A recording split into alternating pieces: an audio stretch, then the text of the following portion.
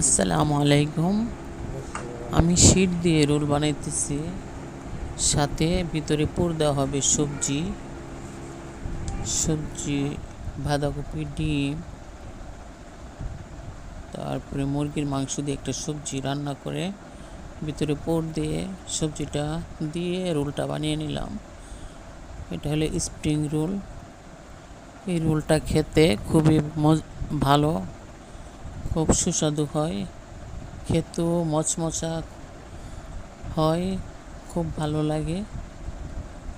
এই রোলটা বানানো অনেক সহজ, খেতেও অনেক মজা।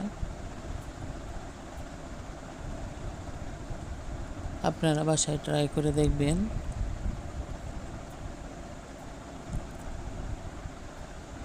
এই তো রোলগুলা মোটামুটি বানানো হয়ে যাচ্ছে।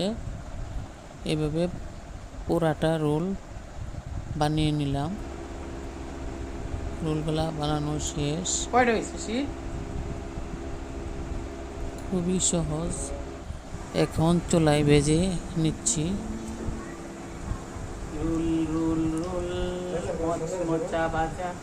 ভাজার পরপরই আমাদের ইফতারের টাইম হয়ে যাবে।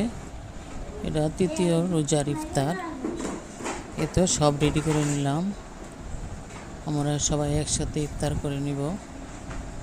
ফল আর খেজুর